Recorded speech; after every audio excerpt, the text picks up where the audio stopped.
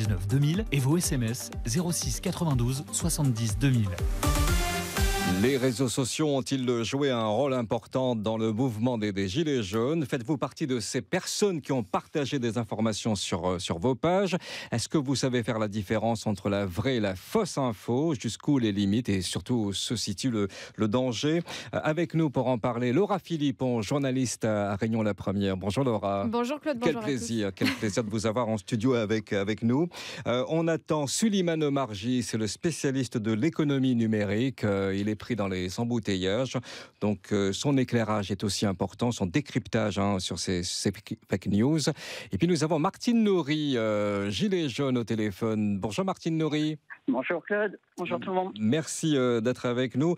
Martine Nouri, on en parlait tout à l'heure avec Laura Philippon. C'est vrai que le mouvement des Gilets jaunes est né sur les réseaux sociaux? Oui, tout à fait. Et comment vous expliquez cette popularité après? Disons que c'est quelque chose qui permet de dépasser les problèmes de transport, de déplacement, d'unir, de pouvoir discuter. Et c'est plutôt pas mal quand c'est un mouvement qui est national en fait. Et puis quand on n'avait pas d'essence à La Réunion, ça nous permettait de discuter entre nous, quand on ne pouvait pas se voir de visu. Le début de la crise, c'était le 17 novembre, mais depuis combien de temps avant l'information circulait sur les réseaux sociaux?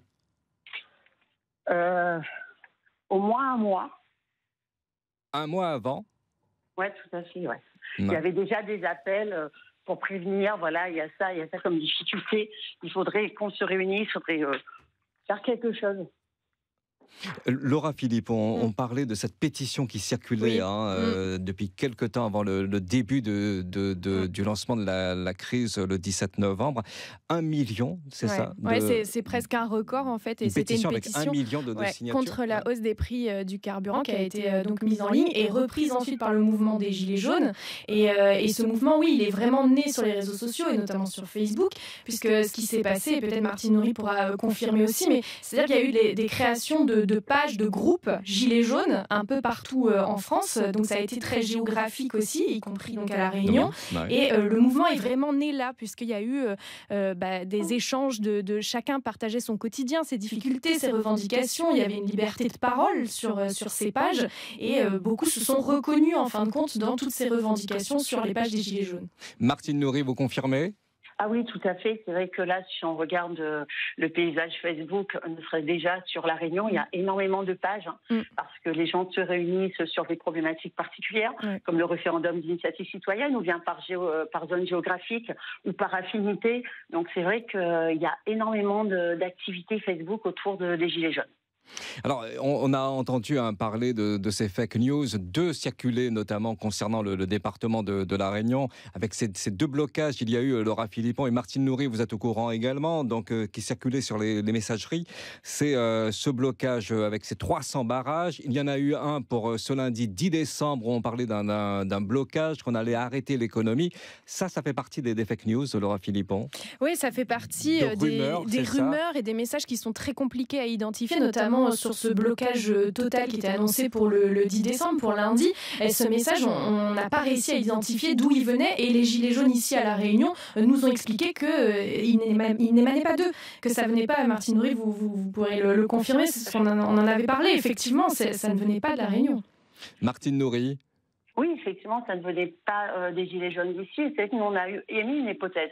C'est que les prix dans les grandes surfaces ont augmenté. Parce qu'il y avait pénurie. Et les gens, quand ils ont lu ces messages, ils se sont affolés, ils se sont rués dans les supermarchés. Ils se sont rués. Donc on s'est demandé en même temps, est-ce qu'il n'y avait pas déjà une première envie de rendre impopulaire le mouvement Gilets jaunes, alors qu'à la base, c'est effectivement une contestation sur le niveau de vie et vraiment qui émane des citoyens. Et en plus de permettre en fait aux grandes sociétés, aux grandes entreprises d'aller beaucoup mieux, parce que du coup, un appel à consommer et à consommer beaucoup était un peu relayé en fait par ce mouvement de panique. Donc le fait que ces fausses informations circulaient dans nos messageries et sur les réseaux sociaux, ça pouvait aussi atteindre un petit peu l'image qu'on avait des Gilets jaunes, une image plutôt bon enfant, comme on avait l'habitude de dire sur les barrages? Ah, assurément, hein, parce que globalement, les gens, on le sentait, hein, que les citoyens étaient fatigués de ces barrages. Les gilets jaunes s'en rendaient compte et disaient effectivement, il faut peut-être aller sur des endroits plus stratégiques. Il faut laisser en fait souffler aussi la population parce que on est tous impactés par ça. Et relancer ces barrages-là, c'était en tout cas dire que c'était reparti. On entendait les gens dire oui, mais on en a marre, c'est plus possible, etc. Il faut arrêter ça. Donc la population, une partie en fait, se retournait contre le mouvement Gilets jaunes, alors même que le mouvement Gilets jaunes, c'est une revendication citoyenne de lutte contre la vie chère, de dignité, de parole qui doit être entendue. Et pourquoi tout à l'heure dans le journal de Florent Marot, vous parliez, vous reveniez tout à l'heure sur notamment l'intervention du président Emmanuel Macron hier soir, et vous disiez qu'il essayait de retourner l'opinion. Oui, parce que vous parliez de réseaux sociaux aussi à ce moment-là. Parler de réseaux sociaux. Oui. Oui, je disais qu'effectivement, tout ce que je lisais moi sur les réseaux sociaux montrait bien que les gens n'étaient pas dupes en fait des annonces et retourner l'opinion. Pourquoi ? Parce que quand on relit son discours, j'ai pris le temps de tout retranscrire à la main pour vraiment m'imprégner de ses paroles. Toutes les infos sont arrivées sur les réseaux sociaux, c'est ça ? Vous les avez décortiquées ? Oui, je les ai décortiquées. J'ai lu en fait les commentaires des citoyens sur les différentes pages, etc. Et personne n'était dupe. Et beaucoup se disaient, oui, mais en fait, on ne parle pas des monopoles, on ne parle pas des privilégiés, et on parle pas de cette classe moyenne qui paye. Par contre, ils s'adressent à la France qui travaille, et toute cette France qui ne travaille pas, ils n'en parlent pas non plus. Comme si, en fait, on les laissait encore pour compte. Divisé aussi, pourquoi ? Parce qu'il remet sur le tapis l'immigration, et il parle de la laïcité qui est changée, alors qu'à aucun moment, les Gilets jaunes n'en parlent. Donc c'est vraiment pour nous, en tout cas, cette sensation de se dire qu'il veut détourner le problème et ne pas s'attaquer vraiment au cœur.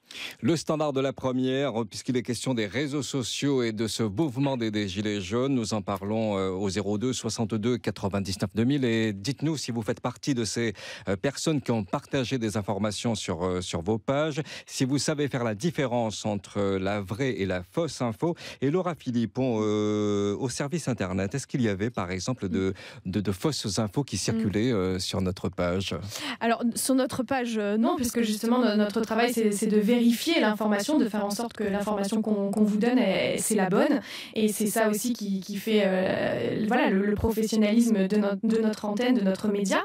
Par contre, on a eu à lutter effectivement contre des fake news, et notamment une juste avant l'arrivée de la ministre des Outre-mer Annick Girardin à La Réunion, où 2 jours avant on nous disait la ministre est déjà dans l'île, la ministre est à Maurice, elle est là, elle va pas arriver, et là il a fallu vraiment travailler pour montrer. Et ça a été assez simple finalement, puisqu'elle était à l'Assemblée nationale, puisqu'elle était chez nos confrères de France Info à la Maison de la Radio, jusqu'à la veille, jusqu'à tard le soir, et elle n'est pas arrivée la veille dans l'île. Mais tout ça, il faut l'expliquer. Et le problème d'une fake news, c'est que quand elle arrive sur les réseaux sociaux, c'est viral, ça va très vite. Et nous, derrière, on essaye de démonter tout ce phénomène et d'expliquer ce qui s'est réellement passé, comment elle est née, ce qui s'est passé. Et la difficulté, elle est là, puisque, encore une fois, c'est viral. Ça va très vite. Suleiman Omarji, bonjour. Bonjour Claude Montanet. Merci, bonjour. Vous êtes le spécialiste de l'économie numérique. Il y a Laura Philippon face à vous, donc journaliste à Réunion la Première. Martine Nourri, Gilets jaunes au téléphone. On parlait évidemment que les réseaux sociaux ont joué un rôle important dans ce mouvement des Gilets jaunes, Suleiman Omarji. On n'a jamais été... Surtout Facebook. Facebook, relayé par Twitter, mais vraiment beaucoup Facebook à La Réunion. On n'a jamais été aussi... entouré d'informations. On a une surabondance d'informations. On n'a jamais eu autant d'informations. Et on n'a jamais eu autant de difficultés à identifier une information vraie. Et ça, c'est tout le paradoxe dans lequel on est, puisqu'autant Facebook et ces nouveaux médias sociaux permettent de réunir énormément de personnes, de rassembler, de créer des manifestations, que ce soit pour faire un apéro sur Boucan-Canotte, où on est complètement submergé par le nombre de participants qu'on ne maîtrise pas, et autant pour faire une manifestation de contestation contre la vie chère. Et je pense que c'est ce qui fait aussi le charme, mais le danger. Charme et danger, hein. Oui. Le charme, l'avantage, parce que comme disait Madame Nourri, avec Facebook, il y a eu un véritable mouvement fédérateur autour d'un cri de colère par rapport à la vie chère, mais en même temps, on ne sait pas qui est là, et le prétexte est très vite enfourché pour faire pour se rassembler et avoir d'autres desseins que celui de la contestation de la vie chère. Mais aussi la grande difficulté, le grand regret et la plus grande vigilance à laquelle on doit avoir, c'est que les informations diffusées touchent notre émotion avant notre réflexion. Et on oublie finalement l'importance cardinale, au risque de me répéter, du journaliste qui est astreint à la vérification de ses sources. Ouais. Et n'importe qui balance n'importe quoi sans qu'on puisse identifier l'auteur, authentifier le message. On crée un mouvement de panique et l'impact de ce mouvement échappe aux organisateurs de la manifestation originelle. C'est là tout le danger. Il y a eu, on en parlait avec Laura Philippon et Martine Nourry, ces deux messages qui ont circulé, ce blocage avec les 300 barrages et puis celui de lundi dernier. Absolument. Ouais. Ça, ce sont des fausses informations, mais ça vient d'où, Souleymane Omarjee ? On ne peut pas remonter jusqu'à la source. Difficile. En tout cas, c'est difficile de remonter. C'est difficile, mais ce qui est clair, c'est que même l'impact le plus grand est là. des spécialistes. Écoutez, moi-même, je fais un statut Facebook. Je dis, demain, je fais la grève à Réunion, la radio première, et je viens avec des casseroles pour faire un peu de concert. Et je ne signe pas le message. Je fais simplement la capture écran et je la diffuse, pas seulement sur Facebook, mais sur des messageries parallèles type WhatsApp. Et en une traînée de poudre, on crée un événement, on ne sait pas qui est l'auteur, puisque le message n'est pas signé, on ne sait pas si c'est vrai ou si c'est pas vrai. Par contre, on entretient ou on crée une psychose, puisque les gens ayant peur, ils vont finalement prendre des précautions, éviter le quartier, et sans avoir rien fait en restant chez moi, alors que peut-être je suis totalement un anonyme qui n'est pas sensible à une cause, peu importe laquelle, j'ai créé un trouble à l'ordre public. Et c'est là le danger. On ne sait pas identifier l'auteur. L'information est instantanée et avant qu'on puisse remonter sur un éventuel auteur qui voulait faire une blague, le préjudice, l'impact est immédiat. Tout est partagé, donc des photos, des vidéos aussi, Souleymane Omarjee, Laura Philippon, on met toutes sortes d'informations, toutes sortes d'infos. On y reviendra sur les fake news, mais vous avez entendu parler de cette histoire de cet homme en fauteuil roulant. Cette vidéo a été vue par des millions de personnes. Martine Nourry, vous êtes toujours là ? Oui, je suis là. Vous avez vu cette vidéo sur les Champs-Élysées, il me semble, hein ? Il y en avait une autre, en fait, pas sur les Champs-Élysées. On a mis un homme sur son fauteuil roulant dans la boue, en dehors du goudron. Il a été mis par terre et son fauteuil cassé alors qu'il devait... Oui, ça là, j'ai vu, oui. Et en fait, donc, on s'aperçoit, parce qu'il y a aussi un démenti des forces de l'ordre, Souleymane Omarjee et Laura Philippon, c'est que la personne tombe avec son fauteuil roulant, puisque les roues sont bloquées. Les gendarmes essaient de le relever. Il résiste et tout de suite, là, on pense que c'est les forces de l'ordre qui s'en prenaient à la personne en situation de handicap. Donc ça a été vu par des millions de personnes et tout de suite on a attaqué les forces de l'ordre. Souleymane Omarjee. Alors moi j'ai écouté Laura tout à l'heure dans la voiture et son discours c'était quand même de vérifier les sources. Oui, bien sûr. Et c'est un discours qui doit être partagé à tout le monde, à commencer par les réseaux sociaux.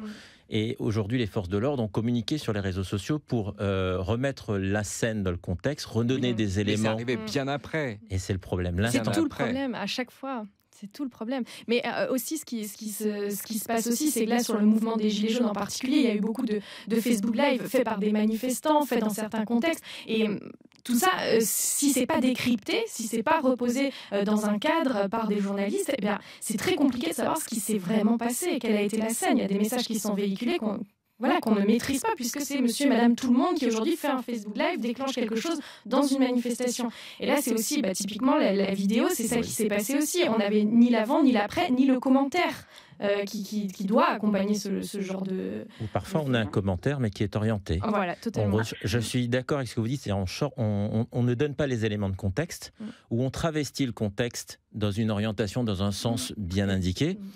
Il n'est pas interdit d'être pour ou contre, c'est la liberté de chacun. Par contre, il est important de se baser sur des faits réels. Ce qu'on appelle les fact-checking. Or aujourd'hui, comme je disais, on a un paradoxe avec une surabondance d'informations, au point d'en créer une cacophonie, ce qui fait que chaque individu ne sait plus à quel sein se vouer. Il ne sait plus qui croire. L'expertise semble relayer au deuxième plan, au dernier plan, parce que c'est la politique de la dictature de l'émotionnel. Et lorsqu'on prend cette image où on voit quelqu'un sur un fauteuil roulant qui se fait malmener... C'est vrai que sur le coup, quand on regarde la vidéo, oui, on se dit, on est choqué. La première réaction, absolument. L'émotion. On est choqué, oui. Si je peux me permettre... Martine, allez-y, prenez la parole, allez-y. Oui. C'est que les réseaux sociaux ne sont pas les seuls à le faire, malheureusement. On a aussi pléthore de journaux en continu qui nous mettent de l'information en continu avec énormément de commentateurs en direct direct. Et ce recul, les journaux ne le font pas non plus, certaines chaînes en fait, qu'on voit d'infos en continu. Donc effectivement, on n'oublie pas qu'on est dans une société de l'immédiateté, du punchline. Du sensationnel aussi. Du sensationnel aussi. Donc, et on a quand même malgré tout cette chance sur les réseaux sociaux, c'est qu'il y a des gens de réseaux sociaux qui signalent des contenus. Et il y a cette possibilité de bloquer, de contrôler également, et beaucoup de gens le font aussi sur les réseaux sociaux. Sur différents groupes que moi je vois, il y a des vidéos qui sont signalées parce que le contenu peut sembler appeler à la haine, peut être violent, etc. Donc les administrateurs contrôlent aussi. Donc c'est pas que quelque chose de lâchage, il y a aussi un contrôle qui se fait malgré tout sur les réseaux sociaux. Laura Philippon. Oui, juste après, on peut entendre bien sûr les critiques sur les différents traitements de l'information qu'il peut y avoir, et notamment sur les traitements de l'info en continu, sur les chaînes d'info en continu. Après, on est dans un pays comme la France où notre chance, c'est d'avoir une pluralité dans les titres de presse, dans les chaînes, dans les radios, dans les télés. Donc c'est aussi à tout citoyen de s'informer comme il l'entend, comme il le veut. Et cette pluralité permet de ne pas avoir un seul regard sur ce qui se passe et sur l'actualité. Et ça, c'est une chance et il faut le défendre. Nous partons au standard. Retrouvez Arlette au téléphone. Arlette de Saint-Benoît. Bonjour Arlette. Bonjour. Bonjour. Arlette, vous avez un compte réseau social, un compte Facebook? J'ai un compte Facebook, mais je n'y vais jamais en vrai. D'accord, vous êtes à l'abri des informations qui circulent sur les réseaux sociaux. C'est-à-dire que donc j'ai des groupes familiaux ou amis, voilà. Oui. Ce qui veut dire qu'on s'échange des informations entre nous. Oui. Et par Messenger, donc. Et puis, quand on envoie une information, je vais vérifier effectivement sur le net. Ah, vous allez vérifier. Ah, oui, est-ce que vous avez dire que c'est un hoax ou pas, donc. Bien sûr. Est-ce que vous avez reçu dans votre messagerie ces messages de blocage, ces 300 barrages, ce blocage de l'économie pour le lundi 10 dans votre messagerie? J'avais reçu effectivement, oui. Donc j'y ai cru fort. J'ai même eu peur en me disant voilà, donc c'est ça. Ce n'est pas pour ça que j'ai couru faire mes courses, tout ça. Hein, donc, mais il y a eu cette sensation de se dire oula, ça fait peur et je crains le pire. Mais le truc, c'est que j'ai écouté, désolé, Réunion Première, c'est vous que j'écoute le matin, depuis d'habitude, je suis très peu radio, très peu télé. Oui. Et donc là, j'ai cherché la chaîne Réunion Première pour écouter ce qui se passait. Et puis quand j'ai vu qu'il n'y avait pas de blocage, tout ça, je me suis dit, voilà, encore une bêtise humaine. Donc, Et effectivement, dès la veille Laura, au soir, on avait fait un sujet Absolument. en télé pour expliquer que ce message, il provenait pas des Gilets jaunes de La Réunion et qu'on ne connaissait pas la provenance. Sauf qu'on a une crainte, c'est que sur des esprits qui ne sont pas membres du mouvement et qui sont des satellites, voire totalement des électrons libres, quand ils reçoivent ce message-là, c'est le prétexte qu'ils enfourchent pour aller faire du blocage. Donc, un message non identifié qui appelle à un blocage peut créer malgré lui un vrai blocage. Arlette, donc vous avez écouté la radio, moi, j'ai écouté la radio, le service public, et on vous a donné la bonne information. Voilà, donc voilà, c'est ce que je fais à chaque fois que j'ai une info comme ça. Même hier, j'ai reçu une info comme quoi Macron, qui avait signé le pacte souverain de Marrakech, allait démissionner après. Donc comme ça, les Gilets jaunes seront contents. Donc à celui qui m'a envoyé l'info, je lui ai renvoyé en réponse en quoi consistait le pacte de Marrakech. Donc je l'ai cherché, puis j'ai renvoyé. Donc maintenant, s'il démissionne, j'en reparlerai, on va dire. Mais ce qu'il y a de très intéressant, c'est que lorsque vous recevez l'information, vous allez vérifier, Arlette. Vous faites cette démarche, elle vient automatiquement. Oui, toujours. Mais que ce soit par mail ou par messagerie, justement. Donc, je vérifie. Donc, avant de me lancer, d'y croire fort. Donc,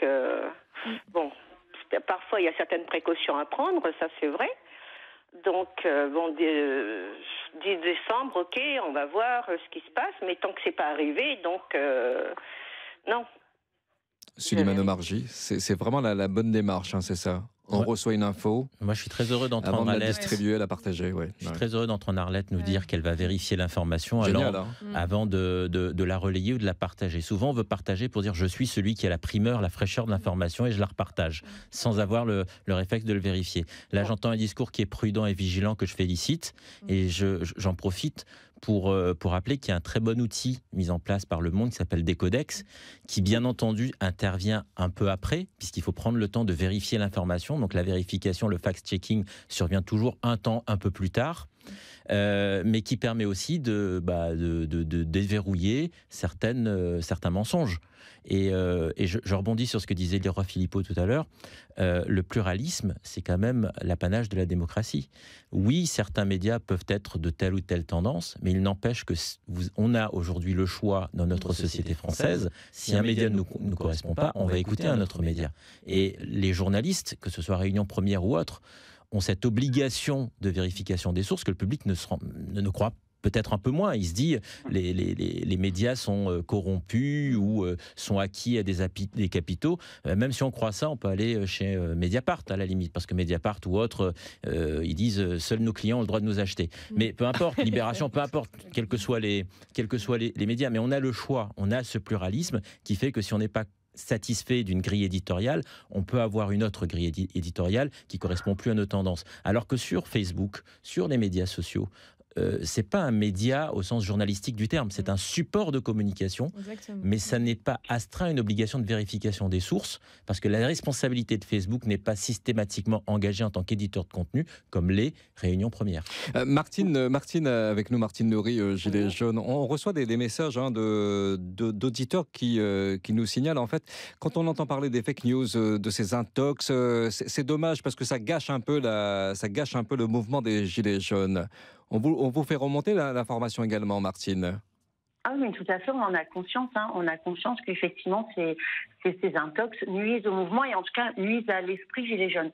Parce qu'il ne faut jamais oublier que l'esprit Gilets jaunes, c'est un esprit qui veut rassembler, qui veut travailler avec tout le monde pour essayer de trouver des solutions pour construire une réunion qui soit plus juste, équitable. Et au-delà d'une réunion, c'est une société française qui soit plus juste et équitable. Donc effectivement, c'est de l'inclusion, c'est écouter tout le monde, c'est rencontrer tout le monde, mais c'est pas faire peur.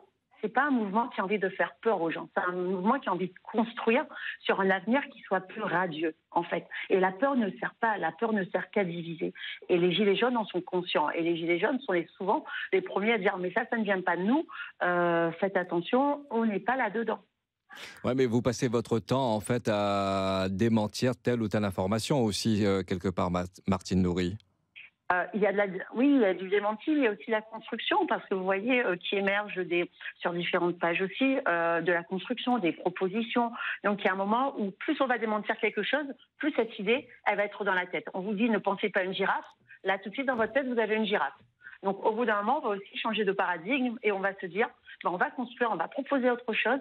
On montre qu'il y a des idées de rassemblement, des idées d'action sur le terrain pour essayer un peu inonder aussi les réseaux sociaux de choses plus positives, plus constructives et plus rassembleuses. Si on a eu beaucoup de choses positives et rassembleuses, excusez-moi, je ne sais pas si on a eu beaucoup de choses positives et rassembleuses.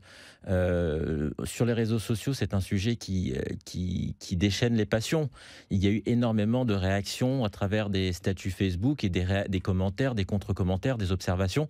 Parfois, c'est assez agressif. Donc, je ne suis pas sûr que dans cette paralysie que nous avons tous connue et partagée, et quelle que soit la noblesse de la cause initiale, que sur les réseaux sociaux, on n'a pas eu du positif.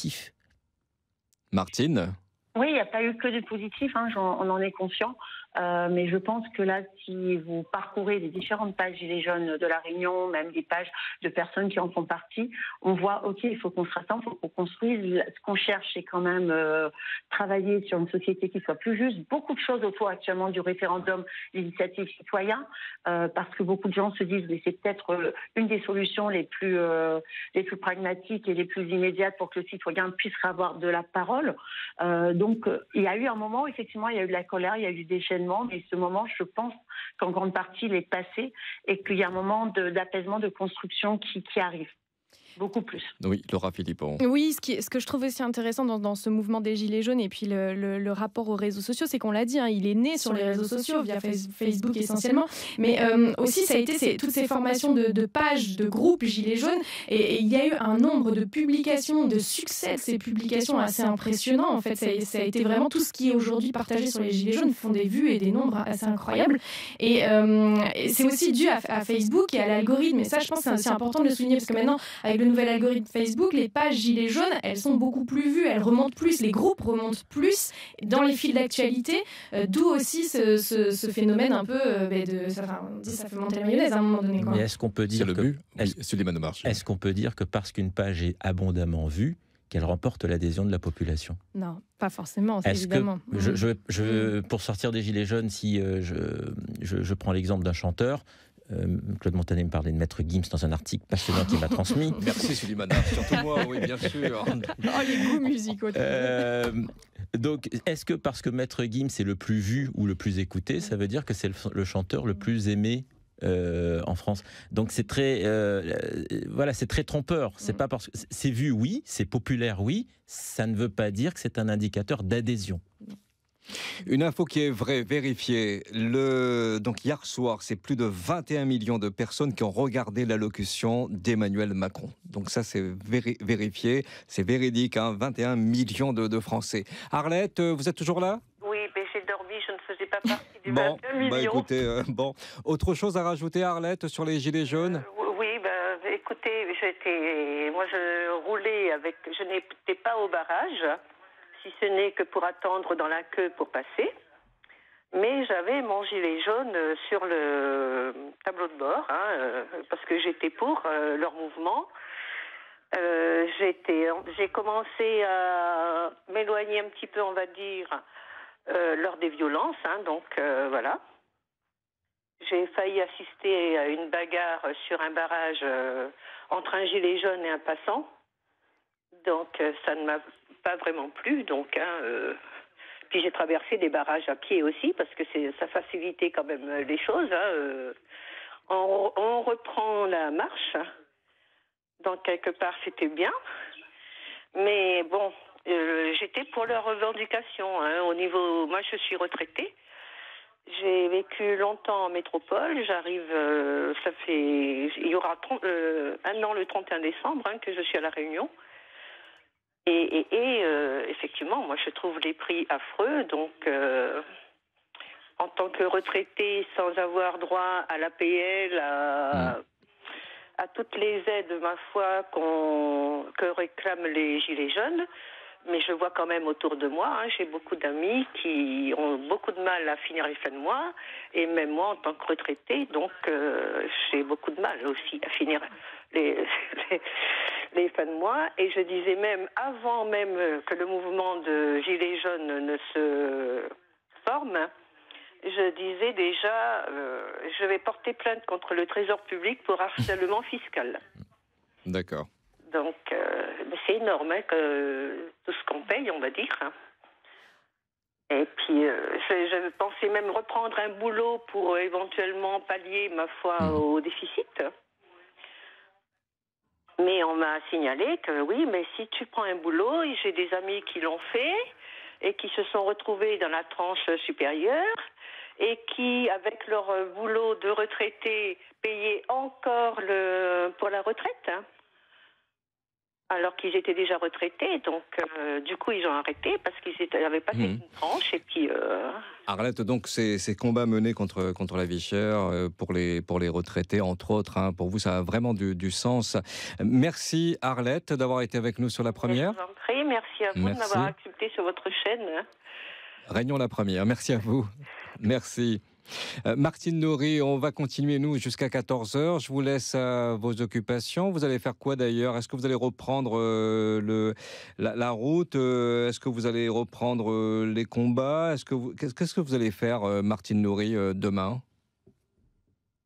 Comme tous les jours, gérer entre le quotidien du boulot, des enfants et continuer à travailler sur l'esprit gilet jaune pour continuer à mobiliser, pour continuer à faire passer des idées, pour continuer à permettre aussi au plus grand nombre se saisir en fait des grandes questions, parce que je pense qu'il y a quelque chose de très important, c'est cette éducation populaire par les pairs. C'est aussi donner à tout le monde la possibilité de comprendre les enjeux, de décrypter les choses, parce que tout le monde n'a pas tout le temps le temps ni les outils, et beaucoup de personnes commencent à s'y mettre. Et si on peut partager tout ça, c'est vraiment intéressant. Laura Philippon. Oui, justement, j'avais une question pour vous, Martine Nory. De quelle manière aujourd'hui vous allez utiliser les réseaux sociaux pour continuer à travailler sur vos revendications et sur le combat que vous menez? Est-ce que vous allez aller vers d'autres réseaux sociaux? Comment vous envisagez les choses? Actuellement, de toute façon, comme vous avez vu, il y a des sites qui ont été mis en place avec Cap Collectif, avec Communectaire, etc.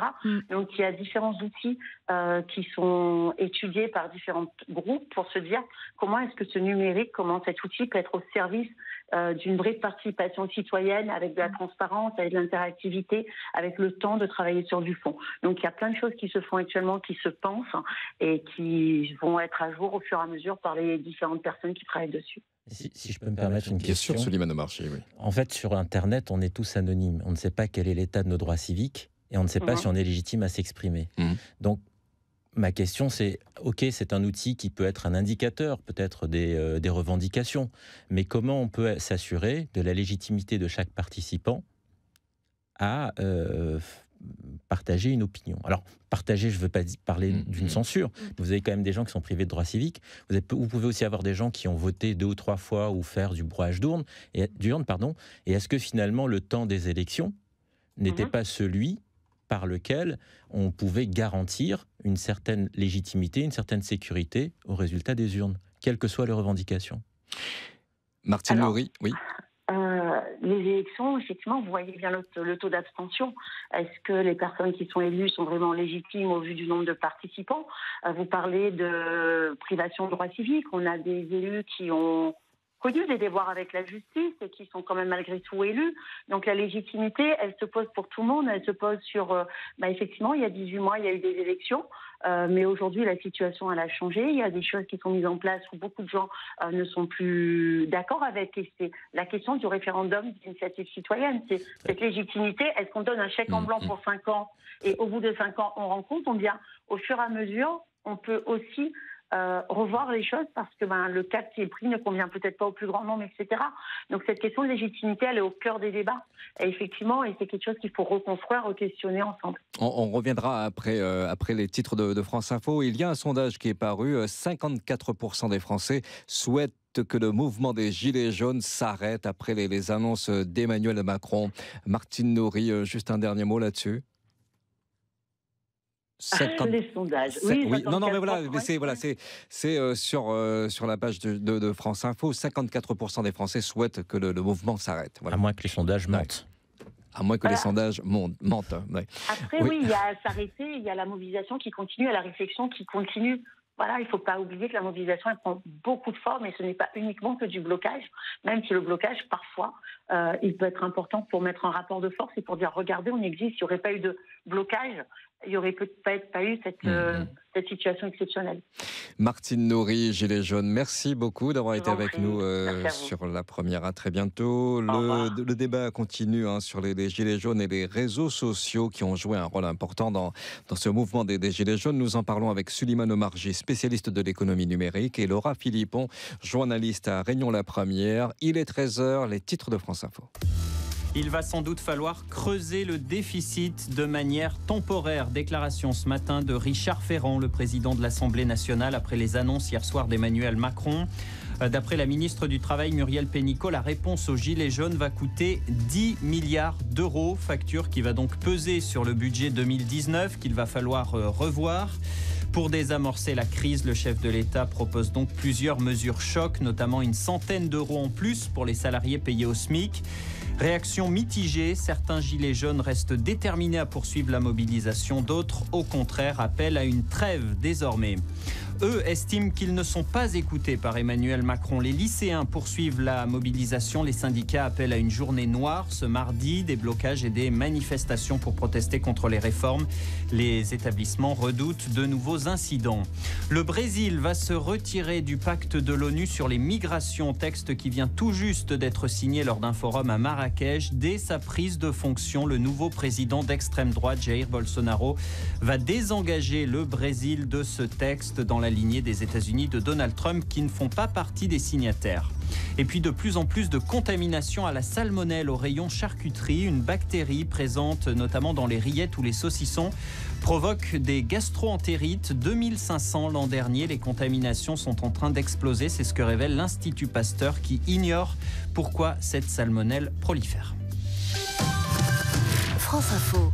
Votre météo. Ménagez-vous la vie en écoutant la météo avec Miadaou, ménage à domicile sur www.miadaou.fr. Il fait de plus en plus gris sur les hauteurs, de la pluie, surtout notamment dans les secteurs est et puis un peu sur le nord et dans l'intérieur. Les températures affichées aujourd'hui, jusqu'à 32 degrés sur le littoral et 26 dans le cercle de Mafate. Ménagez-vous la vie en écoutant la météo avec Miadaou, ménage à domicile sur www.miadaou.fr. Question d'actu avec Claude Montanet. Les gilets jaunes et les réseaux sociaux dans votre émission de débat jusqu'à 14h, émission spéciale. On en parle avec Suleiman Marji, le spécialiste de l'économie numérique, et Laura Philippon, journaliste à Réunion La Première, et vos réactions au 02 62 99 2000. Question d'actu avec Claude Montanet. Un mot, Suleiman Marji, notamment le Kremlin qui dément toute ingérence de la Russie sur les réseaux sociaux. Si vous pouvez nous rappeler le fil surtout de ce qui s'est passé.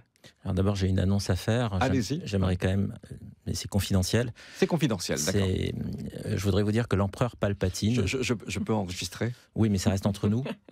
L'empereur Palpatine a mandaté Atomic Blonde pour prendre la succession de Dark Vador et monter un contre-mouvement gilet rouge.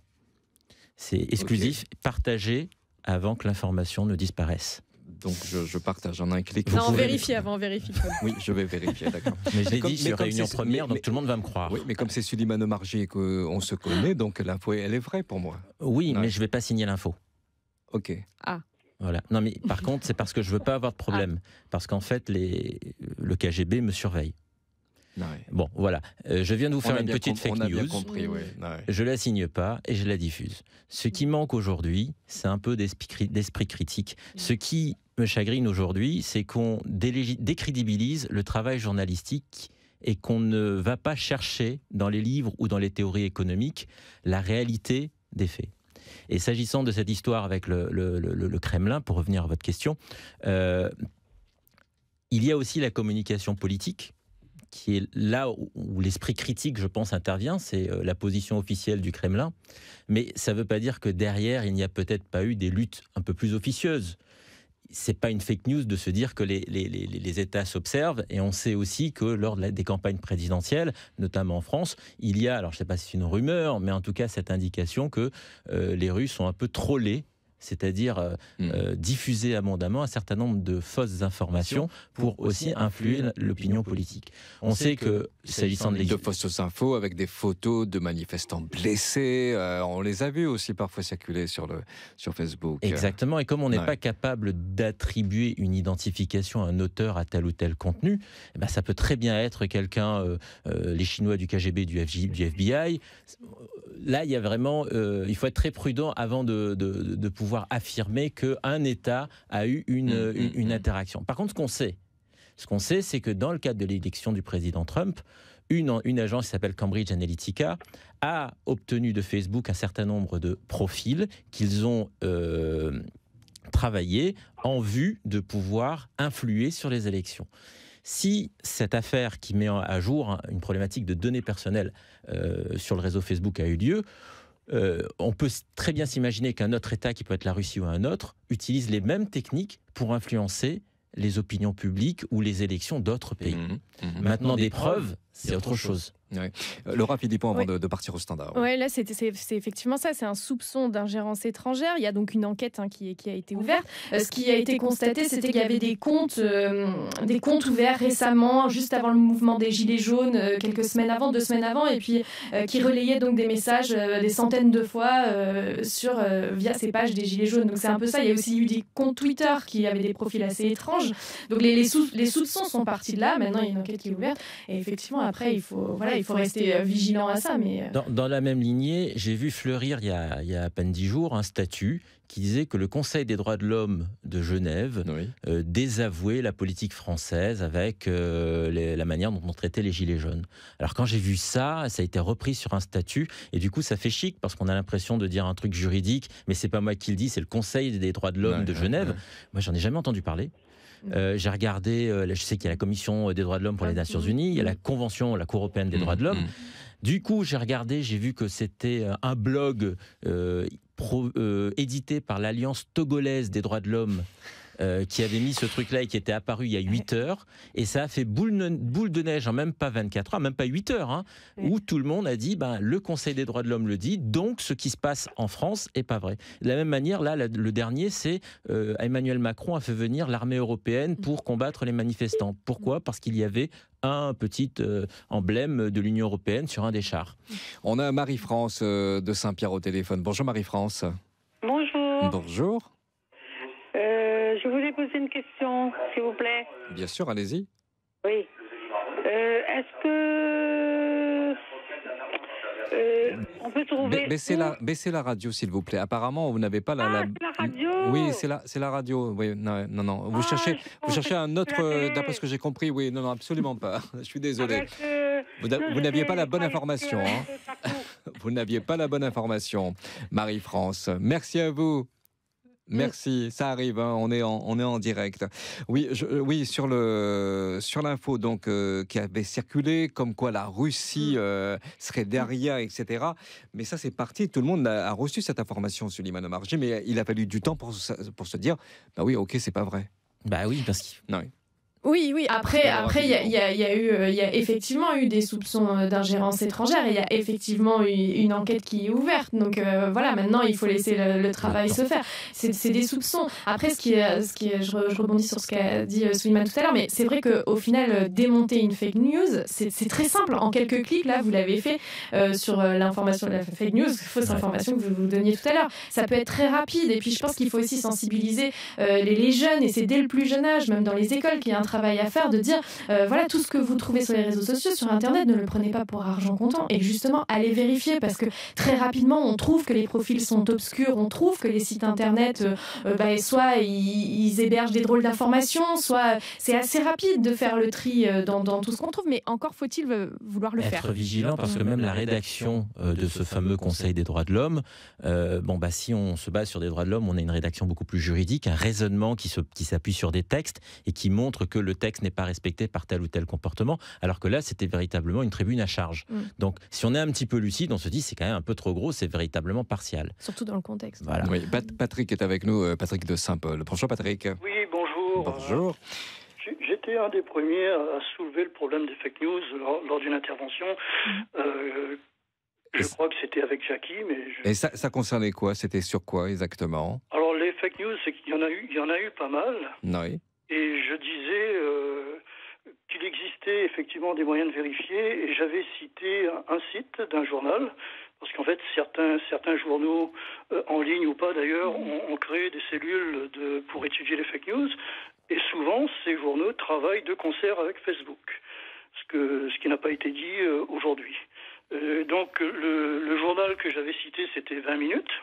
Oui. Et effectivement, si on va sur le site, on trouve plein de fake news qui sont bien évidemment qui sont avérées, quoi. C'est des fausses informations. Et donc la question que je voudrais poser, moi, c'est les gens qui font les fake news, mais est-ce qu'ils en sortent grandis ? Qu'est-ce qu'ils risquent ? Est-ce que quelque part ils ne se décrédibilisent pas ? Est-ce que pour certains, ils ne visent pas plutôt un intérêt pécunier ? Et est-ce que ceux qui sont à l'origine du mouvement des Gilets jaunes, à savoir les deux personnes qui ont lancé toutes sortes de choses, d'événements, oui. Et est-ce qu'ils ne risquent pas quelque chose ? Et est-ce que la dame, là, je ne sais plus son nom, mais je vais le retrouver très facilement, Jacqueline Moreau, qui a lancé de mauvaises informations déjà dès le mois de septembre. Je sais pas, moi, qui soi-disant craignait pour sa vie parce qu'elle avait reçu des menaces de mort. Oui. Tout d'un coup, aujourd'hui, il n'y a plus de menaces de mort. Je comprends pas quel est l'intérêt de ces gens-là à faire ce genre de choses. Et d'autre part, je voulais tirer un coup de chapeau à Laura Philippon pour les reportages en direct que j'ai vus. Hein. Merci. Voilà, donc il y avait dans ces reportages 2 femmes qui ont été remarquables. Laura Philippon, puisque je regardais bien évidemment Réunion Première, et puis la ministre des Outre-mer. Alors, puisque vous parliez, Laura, c'est bon, là, je peux reprendre, oui. Ok. Non, Jacqueline Moreau. Laura, bientôt ministre. Jacqueline Moreau, oui, l'une des figures des Gilets jaunes. Vous parliez d'elle tout à l'heure, Patrick, c'est ça? Oui, je parle d'elle. Ouais. Je suis en train de regarder là un petit peu quelles sont les vidéos qui ont été mises en ligne. Oui. Parce qu'il faut savoir que l'intérêt, c'est via le modèle économique des systèmes, YouTube, Facebook et compagnie. D'accord. Tout ça marche sur de la publicité et ça rémunère les gens qui mettent des choses en ligne. Alors oui, et Suleiman Omarji, il y a quelque chose à gagner au bout? Peut-être d'abord rappeler que... De l'argent, par exemple? Alors avant de parler d'argent, juste quelques éléments de contexte. C'est rappeler que les nouveaux médias comme YouTube, comme Facebook, etc. Sont considérés par la législation européenne et française comme des prestataires techniques de l'Internet, des intermédiaires techniques. C'est grâce à eux qu'on peut publier des messages. Celui qui publie le message, lui, c'est un éditeur de contenu. On distingue 2 types de responsabilités. D'une part, la responsabilité de l'éditeur de contenu, parce que lui est l'auteur d'un contenu qui peut, par sa nature, porter préjudice à quelqu'un. Ce quelqu'un peut très bien être la société publique, l'État, créer un trouble à l'ordre public. Et on distingue ensuite celui qui fournit les moyens de propulser ce message. Là, ce sera l'hébergeur, le fournisseur d'accès Internet s'il a connaissance du contenu qui transite par son service. Et Facebook ou YouTube peuvent être considérés comme des hébergeurs. Leur modèle économique repose effectivement sur de la publicité à raison des contenus diffusés par les différents éditeurs. Donc la première personne qui sera responsable, c'est d'abord l'éditeur. La seconde personne, ce sera l'hébergeur, dès lors qu'elles ont une connaissance effective d'un contenu manifestement illicite qui transite par leur service. Ça suppose la mise en œuvre d'un certain nombre de procédures. Je ne vais pas rentrer dans les détails. Et pour répondre très précisément maintenant à la question de notre auditeur, est-ce qu'on risque quelque chose lorsqu'on propage une information qui est fausse, mais qui peut porter préjudice à autrui? La réponse est oui. Dans notre droit français, c'est notre bonne vieille loi sur la presse de 1881 qui prévoit un certain nombre de délits, parmi lesquels la diffamation, l'injure, mais également le délit de propagation de fausses nouvelles. Et ce délit qui est prévu à l'article 27 nous dit que la publication, la diffusion, la reproduction par quelque moyen que ce soit de nouvelles fausses, de pièces fabriquées, falsifiées ou mensongèrement attribuées à des tiers, lorsque faites de mauvaise foi, elle aura troublé la paix publique ou aura été susceptible de troubler cette paix publique, sera punie d'une amende de 45 000 €. Et les mêmes faits seront publiés de 135 000 € d'amende lorsqu'il y aura eu diffusion avec mauvaise foi. Bon, je facilite. Donc les sanctions existent. Oui, Patrick. Oui, donc je remercie l'intervenant là, qui confirme ce que je pensais. Je crois même qu'il y a des peines de prison et des amendes assez élevées. Le problème, c'est que a priori, les gens qui font ça, ils sont très souvent pas poursuivis du tout. Et d'autre part, j'ai entendu tout à l'heure une de vos intervenantes dire qu'il y avait pléthore de journaux d'information, en ligne ou pas, qui propageaient des fake news. Moi, il me semble que j'ai entendu Laura Philippon dire que les journalistes, ça travaille quand même, il y a des règles, on doit vérifier les informations. Alors moi, j'aimerais bien qu'on me cite quels sont les journaux qui ont propagé des fake news, parce que moi, j'ai beau chercher, la presse orientée, elle a que deux solutions, il me semble, c'est soit de taire une information, soit de la matraquer. Après, là aussi, je pense qu'on est aussi dans une défiance vis-à-vis des médias. C'est aussi ce qui est ressorti durant ce mouvement des Gilets jaunes également. Il y avait une défiance vis-à-vis des élus, mais aussi vis-à-vis des médias. Ça n'a pas toujours été simple pour nous sur le terrain ces dernières semaines.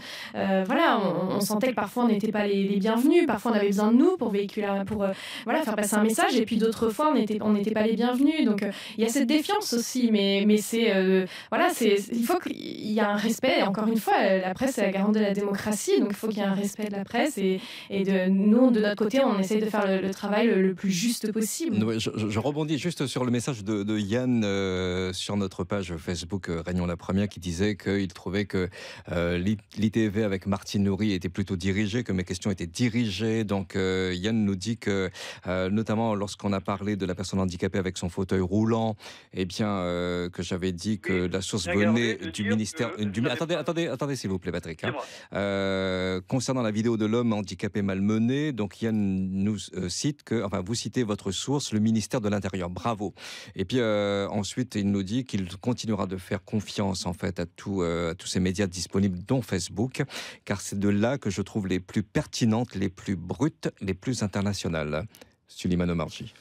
Écoutez, voilà, en clair, ce que nous avons raconté ici sur la première, c'était dirigé, c'était pas vérifié. Et voilà, ça aussi, on l'entend très bien. Pardonnez-moi d'être estomaqué. Mais encore une fois, ça confirme la défiance qu'on a vis-à-vis des médias. Oui, les médias ne sont pas non plus des agences de communication pour porter ou propulser le message de tel ou tel mouvement. Les médias, c'est le cinquième pouvoir qui doivent avoir un peu de recul. Facebook, ce n'est pas un média, c'est juste un support. Exactement. Mais en réponse à ça, tout ce que je peux vous dire, c'est que moi, je suis sûr que ce monsieur va croire que Star Wars et l'empereur Palpatine a mandaté Atomic Blonde pour aller chercher des huîtres avec Dark Vador. Moi, je pense que là-dessus, je vais avoir un bon public. Bon, la boutade étant passée, je pense que le problème, là, c'est très révélateur qu'à partir du moment où la source vient de l'État, ministère de l'Intérieur, le public considère qu'elle est forcément orientée. On a l'impression que le public, ou une partie du public, du public a envie de croire qu'on leur ment, qu'il y a un complot permanent. Et c'est la question que j'aurais voulu poser tout à l'heure avec Martine Nourry, c'est que justement, lors des élections, si on n'était pas en démocratie, puisque beaucoup disent qu'on n'est pas en démocratie, on avait 11 candidats, parmi lesquels le candidat qui avait des thèses un peu complotiste, comme on dit. Et parmi ces 11 candidats, on aurait très bien pu trouver quelqu'un qui correspond aux aspirations qui sont parfois véhiculées dans les mouvements sur les réseaux sociaux. Donc on peut se poser la question de pourquoi n'avoir pas pu prendre cette occasion pour exprimer tout ce qui est exprimé maintenant. Et pourquoi aujourd'hui, on considère que cette élection serait illégitime alors qu'il y a eu beaucoup d'abstention, mais que cette abstention invaliderait la légitimité du président. Cette défiance-là, elle échappe à tout raisonnement et je pense qu'elle peut très vite déraper à un chaos et une anarchie. Oui, Patrick, autre chose avant de vous laisser ? Oui, je voulais parler de ce qui vient d'être dit effectivement à l'instant, c'est-à-dire la légitimité des candidats. Moi, je vois pas en quoi des gens qui n'ont pas saisi l'opportunité de se présenter, pourquoi ils seraient plus légitimes aujourd'hui que ceux qui ont eu, certes, 24% des suffrages exprimés, mais quand même 24% des suffrages exprimés qui sont arrivés en tête. C'est-à-dire que votre intervenant, il a parlé d'un candidat qui est proche des, de ce qui est demandé actuellement, qui était proche. Moi, je pense que non seulement il était proche, mais je pense également qu'il est, et ça n'engage que moi, qu'il est même à l'origine de pas mal de soulèvements. Donc, je ne vois pas pourquoi ce candidat, qui voudrait un troisième tour aujourd'hui, pourquoi il serait plus légitime que celui qui est arrivé en tête, alors que lui est arrivé, il me semble, en 4e position, avec donc moins de suffrages à l'époque que le candidat qui est arrivé en tête. D'autre part, ce même candidat, si on pense à la même personne, moi j'ai trouvé son comportement un petit peu on va dire bizarre, puisque juste le président de la République avait à peine terminé son intervention. Moi, j'ai regardé sur une chaîne d'information, je ne sais pas si elle balance des fake news, moi j'en ai jamais vu. Hier soir, c'est ça. Pardon ? Pour hier soir. Hier soir, oui. J'ai regardé sur une chaîne d'information qui n'est pas Réunion Première. Il y en a plusieurs. Et à peine le président de la République avait terminé son intervention, il a pris la parole, on lui a donné la parole et c'était déjà non, ça suffit pas, machin, et on va aller vers un très grand succès de l'acte 5. Alors l'acte 5, je suis désolé, mais c'est du langage de gamers, de gens qui sont plus dans la réalité, c'est-à-dire qui jouent et qui confondent la réalité et le jeu. Vous me direz si la connotation que je donne, c'est totalement erronée ou pas. Moi, je partage. Suleiman Omarjee, acte 4, acte 5, on est dans un jeu, c'est ça ? C'est la connotation qui est donnée. c'est la connotation qui est donnée. Moi, il y a une image, il y a une communication autour aussi. Mais il y a aussi... Excusez-moi, donc cet ex-candidat qui voudrait un troisième tour, logiquement, je pense qu'il avait déjà des fuites sur le discours du président. Il avait déjà préparé ses réponses pour les donner une fraction de seconde, alors à l'issue de l'allocution du président de la République. Moi, je trouve ça lamentable.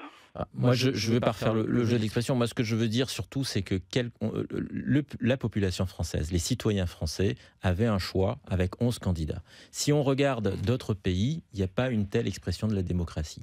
Lorsqu'on dit qu'on a un président qui est dictateur, je pense que le mot dictature renvoie à quelque chose qui est beaucoup plus dur, qu'on peut rencontrer dans des pays comme la Corée du Nord. Totalement négative comme image. Ou d'ailleurs la contestation, le fait de se révolter et de dire je ne suis pas d'accord avec le pouvoir serait réprimé dans des conditions beaucoup plus brutales. Je pense qu'aujourd'hui on est dans un pays où on a un certain confort, on a tellement de confort qu'on peut contester. Pensez au journaliste Khashoggi qui a été complètement démembré dans des conditions atroces dans le consulat d'Arabie Saoudite en Turquie. C'est montrer à quel point un journaliste qui a un peu d'esprit critique et qui essaye justement de faire valoir une opinion contre le pouvoir, ce qu'il encourt. Nous, aujourd'hui, en France, on n'a pas ça. Vous faites, vous les journalistes, votre travail dans des conditions difficiles, mais vous avez la possibilité de le faire sans être empêché. On a ce pluralisme que Laura Philippot était en train de souligner. Philippon, pardon. Qu'elle soulignait et qui montre bien qu'on n'est pas dans une société dictatoriale. Et les élections qui ont eu lieu se sont déroulées dans des conditions qui en garantissent la sécurité. Alors, est-ce qu'aujourd'hui, une poignée de personnes contestataires, dont je ne nie pas les motivations et la légitimité du combat contre une vie qui est chère, mais est-ce que l'occasion de ce combat né par Facebook est suffisante pour invalider une élection qui a été régulière? Est-ce que demain, les élections du président de la République doivent se dérouler sur Facebook et être évaluées au nombre de likes et de vues qu'un contenu aura? Oui, d'ailleurs, je rebondis aussi par rapport au contexte des élections, mais c'est aussi là-dessus qu'a insisté le gouvernement quand ils ont fait passer la loi justement pour lutter contre les fake news. L'idée, c'était que ça soit notamment en période électorale pour éviter ce genre de dérives et de problèmes. Après, pour revenir sur les fake news, j'ai envie de dire aussi que quelque part, ça a toujours existé, mais de d'autres formes. Historiquement, on parlait des rumeurs, c'était la rumeur, et ça avait fait des dégâts aussi terribles. Aujourd'hui, les fake news, c'est un peu la même chose, c'est la rumeur, sauf qu'elle est véhiculée. Voilà, exactement, de manière beaucoup plus rapide parce qu'il n'y a plus de distance, il n'y a plus c'est l'immédiateté, tout ça est favorisé par les réseaux sociaux bien sûr, mais ça fait autant de mal. Patrick, merci à vous. Merci. À bientôt. Et d'ailleurs, à l'heure où l'on se parle, France Info sur sa page Facebook nous donne un article. C'est pourquoi et comment les réseaux sociaux ont influencé le mouvement des Gilets jaunes. On est en plein dedans. On est en train de parler à la radio. L'article est en ligne donc sur la page Facebook de France Info. Oui, et puis si je pouvais me permettre, j'aimerais aussi inviter Patrick et l'ensemble des auditeurs à lire le hors-série du Courrier international, l'ère de la désinformation, qui donne une palette d'articles de plusieurs journaux du monde sur la fabrique des fake news et leur impact dans la pensée collective. Alors, voilà, il y a une sélection d'articles, je l'avais emmené, et je pense que c'est en se forgeant une propre opinion et un certain recul par rapport à l'émotionnel dans lequel on veut nous faire basculer, un certain regard critique à vérifier les sources, et je suis ravi d'entendre que des auditeurs font cet exercice, qu'on peut éviter de tomber dans certaines dérives et peut-être certains dérapages, puisque l'effet de masse devient incontrôlable. Oui, puis on le disait aussi tout à l'heure en début d'émission, Claude, mais c'est vrai que Facebook, il y a vraiment un côté sans filtre. On est dans de l'émotion, dans de la colère, dans de l'indignation, on est derrière un clavier, on est derrière des pseudos, il y a une libéralisation totale de la parole. On est dans le j'aime pas aussi. Exactement, exactement. Et voilà, et tout ça, forcément, c'est sans filtre, quoi. Propagande d'État médias, donc avec la photo sur l'article de France Info, mérité ou pas, la défiance à l'égard des médias a conduit beaucoup de gilets jaunes à faire davantage confiance au contenu circulant sur les réseaux sociaux numériques pour s'informer. Absolument. Encore une fois, c'est la culture de l'émotionnel et de l'instantané. Après, il faut ne pas non plus oublier que derrière le mouvement des gilets jaunes, il y a un cri cri de colère, une noblesse d'un combat. Qui est légitime, qui doit s'entendre, qui a totalement place dans la cité. Simplement, pour appeler l'adhésion, il doit continuer à rester sur des choses vérifiables et non pas des choses totalement farfelues. Il ne faudrait pas qu'à travers notre décryptage, en tout cas celui que j'en fais sur les fake news, on puisse comprendre qu'il s'agit d'invalider un cri de colère. Le cri de colère est légitime. Il a droit de citer. Il doit s'exprimer. Par contre, certaines choses qui sont véhiculées à l'occasion de ce cri de colère et qui peuvent ensuite fédérer un mouvement de masse alors que l'information n'est pas vérifiée, c'est cette partie-là qui doit être discréditée. Et ces infos, ces vidéos qui disparaissent ? Oui, alors c'est des censures, on surfe encore sur l'émotionnel des gens en disant si tu n'effaces, si tu ne partages pas cette information, elle va disparaître. De la même manière que vous aviez, ça réapparaît parfois, si tu ne publies pas ce statut, Facebook aura tous les droits d'auteur sur tes contenus. Bon, et donc, comme on ne fait pas forcément l'effort d'aller décrypter, d'aller chercher, et que c'est bien écrit, souvent c'est des gens qui écrivent à notre place, qui nous mâchent le travail, on se dit de toute façon, ça coûte rien de le faire.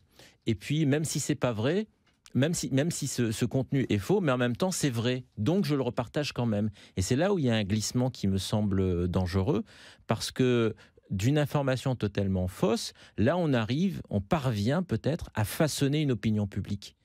Juste avec ok, c'est peut-être pas vrai, mais en même temps, il a raison, donc je partage quand même. Et c'est là où le mainstream change. On crie souvent à la manipulation de l'information.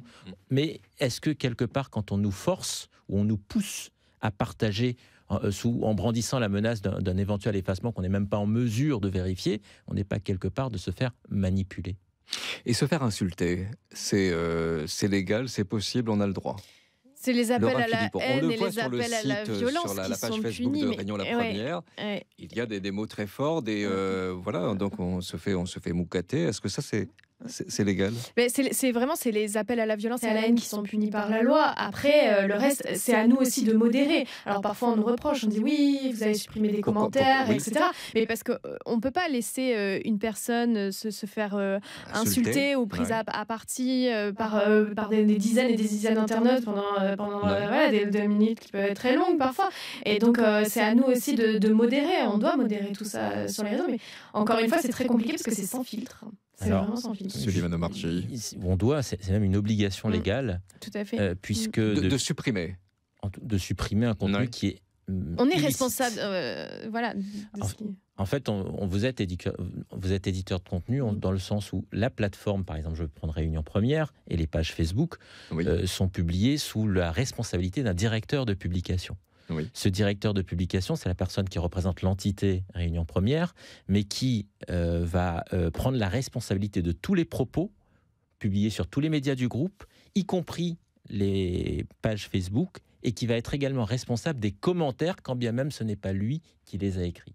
Alors l'auteur du commentaire litigieux, soit qu'il soit diffamant, soit qu'il soit injurieux, est le premier responsable, mais cette publication n'est possible qu'à l'occasion de la publication de la page Facebook de, par exemple, Réunion Première. Donc, il y a vraiment une obligation de supprimer ces propos borderline dès lors qu'on en a connaissance. Et la loi l'impose, c'est la loi Hadopi, qui est connue d'abord par son volet anti-piratage, mais qui comportait une partie relative à la presse, et qui disait que pour les entreprises de presse, comme les médias, comme Réunion Première, dès lors qu'elle a connaissance d'un contenu qui est illicite, donc simplement illicite, le terme c'est illicite, et qu'elle ne le supprime pas, alors elle peut voir sa responsabilité engagée. Et là, il y a vraiment une aggravation pour les entreprises de presse, puisque tout autre média, je prends l'exemple de Facebook ou de YouTube, qui n'est pas une entreprise de presse, au sens légal, eux, leur obligation de suppression s'applique à un contenu qui serait manifestement illicite. Le manifestement a toute son importance. Ça suppose un degré de gravité qui choque aux yeux, alors que pour les entreprises de presse, donc pour vous, c'est simplement illicite. La vigilance est donc nécessaire, parce que si on ne le fait pas, c'est la responsabilité du directeur de publication qui est engagée. Laura Philippon, vous lisez tous les commentaires ? Oui, on surveille, on est obligé de surveiller tout ce qui... Un peu comme le gendarme, c'est ça, effectivement. J'aime pas trop l'image. Bah oui, mais j'aime pas trop l'image, mais effectivement, on peut pas laisser passer, on peut pas laisser passer tout et n'importe quoi. Après, il faut modérer et c'est une obligation. Suleiman Omarji, comment faire la différence, ça c'est la question qui revient très souvent, la différence entre la vraie et la fausse info? T'as une question à $1 million. Moi, je dirais, je vais reprendre le mode d'emploi que j'ai appliqué face au Conseil des droits de l'homme de Genève, même si visiblement il y a une sorte d'organisation gouvernementale qui existe. C'est d'aller vérifier, de retaper, comme l'information vient d'Internet. Google est ton ami si tu sais t'en servir. L'Internet, c'est comme une voiture, tout dépend du conducteur. Donc on va chercher. On tape dans Google et on va chercher, on voit ce qu'il y a comme résultat. Sauf à dire que maintenant Google nous ment, mais bon, si on va chercher, on va trouver des sources, on va confronter, ça suppose un certain temps, et à un moment on va se dire, mais non, c'est quand même un peu gros. Et avant de... Et juste ajouter aussi, se dire aussi que ce que l'on trouve sur les réseaux sociaux, ne pas prendre tout pour une information. J'ai l'impression qu'on déforme complètement le mot information aujourd'hui, que tout ce qui peut être mis ou posté, on prend ça pour une info parce que c'est sur Facebook, alors que non, il y a les médias sur Facebook, mais il n'y a pas que les médias. Il y a une page de médias, une page officielle des médias qui, elle, assume cette responsabilité de vérification, même sur sa page Facebook des médias. Qui donne de l'information vérifiée, et voilà. Et c'est ce qui me chagrine, moi, dans toute cette cacophonie des fake news ou des informations qu'on utilise pour surfer sur l'émotionnel des gens, c'est que le public, ou une partie du public, perd son esprit critique et quelque part renie toute la légitimité du travail du journaliste. Et Dieu sait que ce travail est important. On nous dit malheureusement que oui, autant croire ce que nous voyons sur les réseaux sociaux, ces vidéos qui circulent, que plutôt d'écouter la radio ou la télé parce qu'on n'est pas sûr de l'information.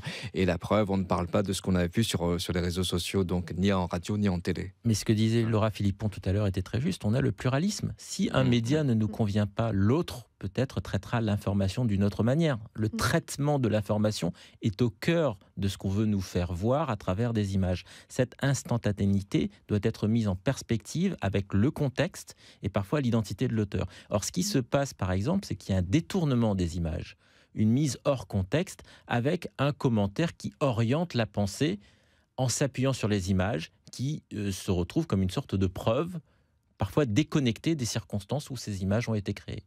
Ça, c'est le b.a.-ba pour surfer sur l'émotion. Je prenais l'exemple de la personne la personne en situation de handicap avec le fauteuil roulant, et Martine Nouri disait tout à l'heure au Gilet jaune qu'en télévision on n'a pas montré le démenti, on n'en a pas parlé non plus de la réponse des forces de l'ordre, comme quoi c'était pas de leur faute si cette personne était tombée. Là, je pense que c'est resté dans le cercle, des réseaux sociaux. Et après, honnêtement, c'est pas aller au-delà.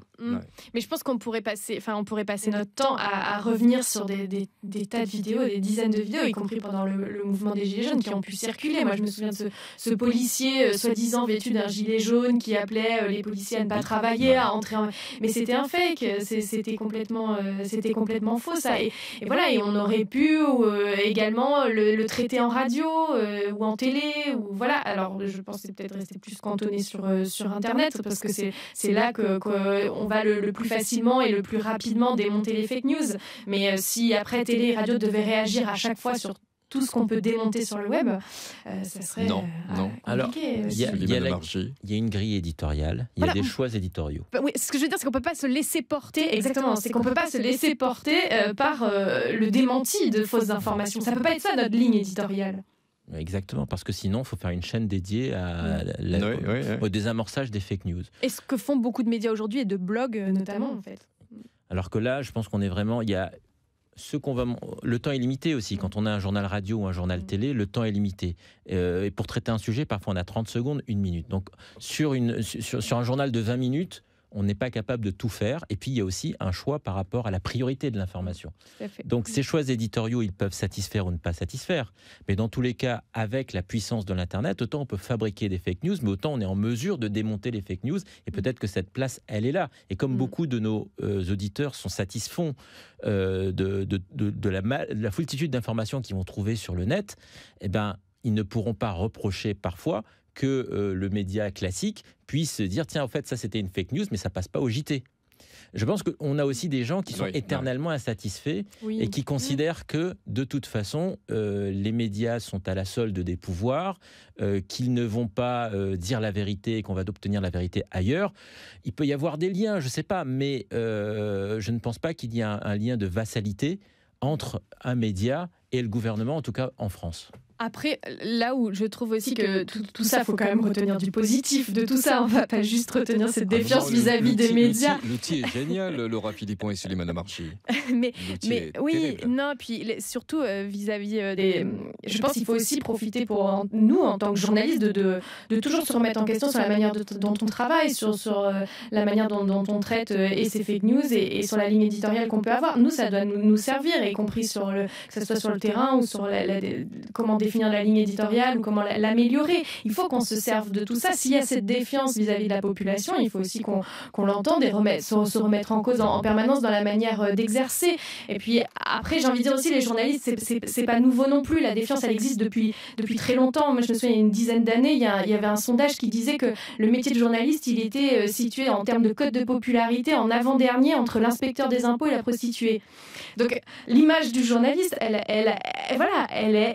est toujours pas toujours facile, voilà. Mais du coup, c'est important pour nous d'être aussi critiques sur la manière dont on exerce et puis de pas se couper de la population, ce qu'on peut nous reprocher parfois. Alors nous ici à Réunion Première, c'est pas le cas, mais je pense qu'il faut qu'on soit très vigilant. Il reste très peu de temps pour joindre le standard de la première. Les réseaux sociaux ont-ils joué, selon vous, je vous pose la question, un rôle important dans le mouvement des Gilets jaunes? Est-ce que vous faites partie de ces personnes qui ont partagé des infos sur la page ou les pages Facebook? Est-ce que vous savez faire la différence entre la vraie et la fausse info? Et nous en parlons jusqu'à 14h avec Souleymane Marchi, spécialiste de l'économie numérique, et Laura Philippon, journaliste de Réunion La Première. Oui, Souleymane Marchi, je vous ai coupé tout à l'heure. Ce que disait notamment Laura Philippon. L'image du journaliste. Oui, alors il n'y a pas que l'image du journaliste qui malheureusement est galvaudée. L'image du politologue, de l'expert de manière générale, qui va apporter une plus-value par rapport à des faits, un décryptage. On a souvent ces messages qui nous disent non, mais il est corrompu, ou il est vendu, ou il est la solde d'eux. Et c'est ça qui est un peu dommage, puisque autant l'Internet libère la parole, mais autant chacun devient son propre petit expert sans avoir forcément fait des études. Quand je regarde qu'on puisse lire la Déclaration des droits de l'homme du citoyen et se prétendre constitutionnaliste en disant qu'on n'a plus de constitution, ça montre bien qu'on a franchi un cap, et du coup je me dis ça sert à rien de faire 5 ans d'études de droit. On a Jackie avec nous de Saint-Pierre. Bonjour Jackie. Bonjour Jackie. Lucas. Allô? C'est Lucas? Non, c'est Claude. Claude, bonjour. Bonjour Jackie.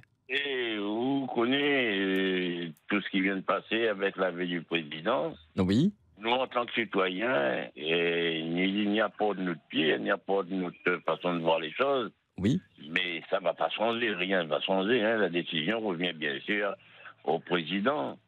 Mais me dit quelque part, si on aurait été beaucoup plus assurant, si tous nos élus de la Réunion l'étaient unis, ils parlaient le même langage, ils tiraient dans la même direction, ça aurait été encore beaucoup plus facile pour faire des démarches afin d'obtenir au moins quelque chose pour nous.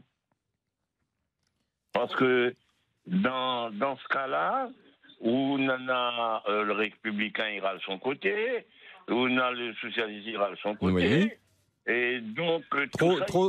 Trop divisé, Jackie, c'est ça? Trop divisé. Trop divisé. Ça, c'est pas la paix du peuple, ça. Non, ça, c'est le sentiment qu'on a. On l'a regardé le débat hier soir, l'allocution du président. Non, à la télé, on l'a pas regardé. On n'a pas regardé. Parce qu'on n'y attendait pas grand-chose. Et comme dit le compte à Port d'entendre cet homme-là, mais il connaît à peu près quoi qui allait venir. Alors, lui, c'est un président haut qu'en sorte. Quand on en a plus dans la case, s'il a la possibilité de sauver sa peau, il va tout faire pour sauver sa peau, mais après, est-ce que ça va être tenu? Personne ne peut savoir avec un homme comme ça. Parce qu'il est beaucoup arrogant. Très arrogant, ça, notre président. Là.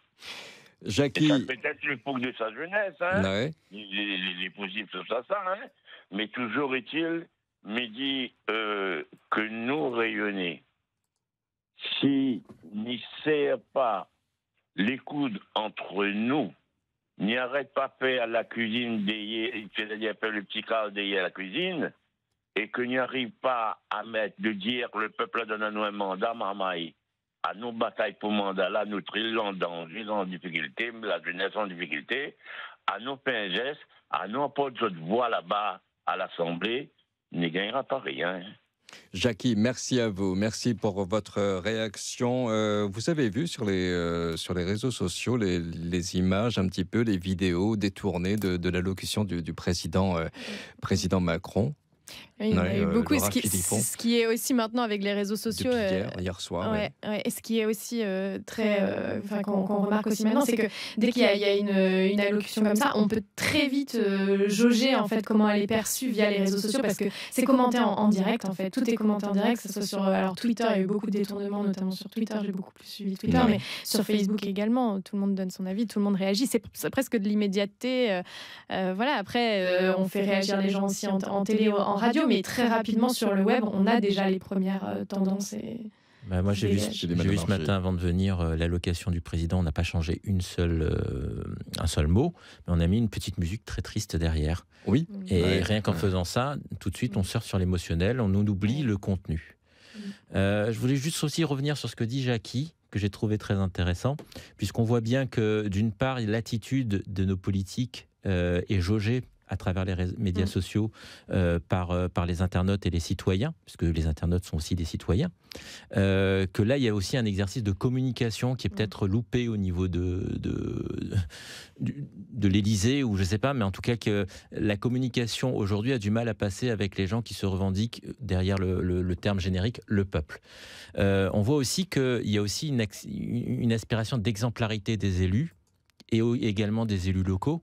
Et ça replace en fait la question de la discussion entre le pouvoir centralisé à Paris et le pouvoir décentralisé, le pouvoir local, sur laquelle les populations veulent peut-être un peu plus d'action. Et ça aussi, ça doit aussi être remis en perspective, puisque aussi bien aux élections locales, il y a eu peu d'abstention. Enfin, pardon, il y a eu beaucoup d'abstention. Et c'est des paramètres aussi à prendre en compte, peut-être à rappeler, parce que l'engouement populaire du mouvement des Gilets jaunes ne doit pas non plus oublier la faible abstention qui a pu permettre aux élus actuels d'accéder au pouvoir. Et si on n'utilise pas notre droit de vote, on arrive à ces situations. Jusqu'où se situe le danger, Suleiman Omarjee, concernant les réseaux sociaux? Moi, j'ai peur que les réseaux sociaux, à force de propager des informations qui surfent sur l'émotionnel, aboutissent à faire perdre ce qui a le plus de valeur dans notre société, c'est-à-dire la démocratie, pour le remplacer, le substituer par l'anarchie et le chaos. La situation qu'on a connue ces quelques jours à La Réunion montre bien que les Réunionnais ont eu peur d'être en état de guerre, qui se sont effectivement précipités dans les supermarchés, mais pas forcément peut-être pour faire plaisir aux propriétaires de ces supermarchés, mais c'est parce qu'ils avaient peur de ce qui pourrait se passer si la crise continuait pendant plusieurs jours.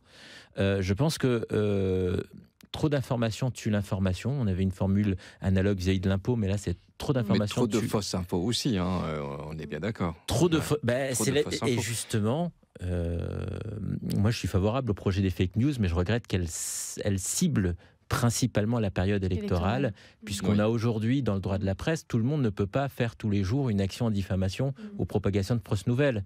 L'immédiateté de la désinformation ou de l'infox impose une instantanéité immédiate aussi de la riposte. André de la Saline-les-Bains est avec nous. Bonjour André. Oui, bonjour. Bonjour. Oui, ça va bien tout le monde? Ça va très bien. Voilà. Oui. C'est au sujet de notre président qu'on a vu hier soir. Oui. C'est vrai qu'il n'a pas rassuré du tout. On voit que c'est un président qui comprend les Français, qui comprend les Réunionnais. Quand il dit « je vous comprends », mais voilà, c'est comme ça. Donc il n'assure pas. Et puis ce qu'il a proposé, c'est insignifiant. Alors moi, quand on parle de la vie chère, ce qu'il faudrait, c'est revenir un petit peu en arrière. Je ne sais pas si vous avez connu, je ne pense pas, dans les années 50, 60, 70, en métropole, il y avait des taxes sur certains produits alimentaires. Oui. Je m'explique, comme la baguette de pain. Des taxes, oui, une taxe sur la baguette de pain? Ben oui, mais c'est passé autrefois, ça, moi j'ai connu. Ouais. Hein, c'était la taxe, on payait la baguette de pain partout au même prix sur l'ensemble de la France. C'était le gouvernement, donc l'État français, tous les ans, il remettait, bon à l'époque c'était en francs bien sûr, hein, c'était donc l'État qui gérait et qui donnait une augmentation une fois par an. Mais c'était taxé. Il n'y avait pas que ça, hein. Il y avait certains produits laitiers qui étaient taxés.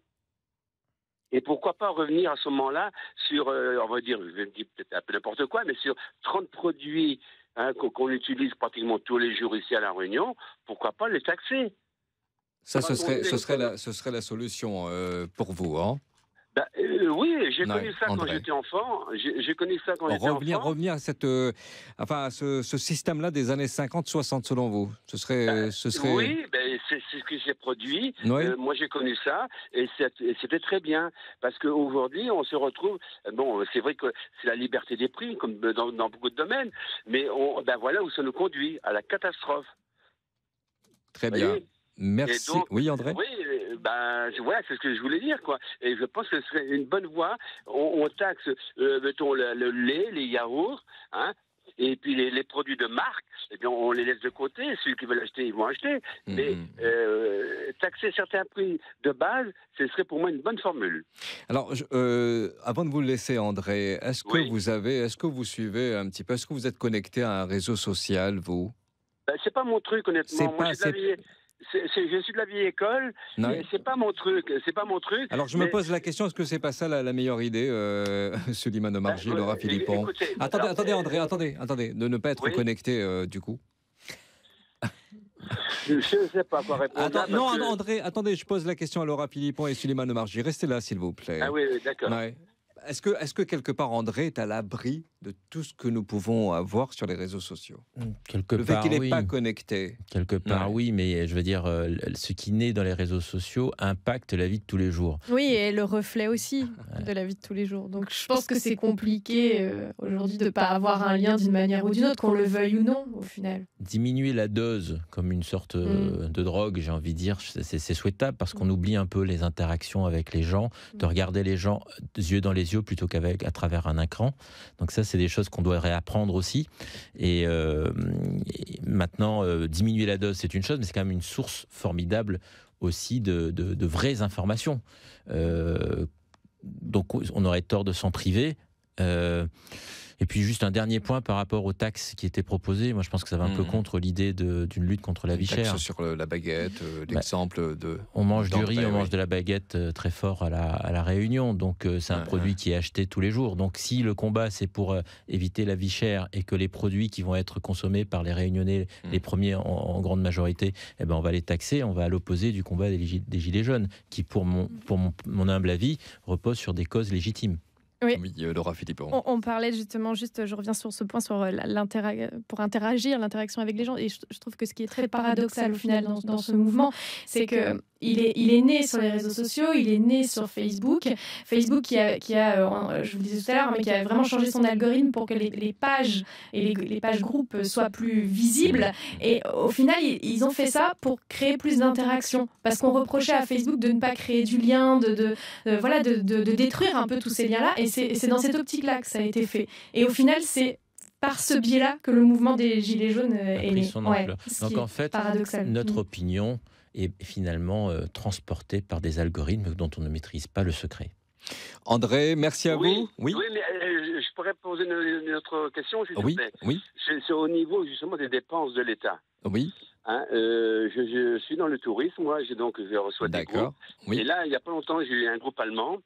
Et il m'a fait voir, sur une information qu'il avait eue certainement, qu'en Allemagne, le budget d'État est 3 fois moins cher que celui de la métropole, de la France.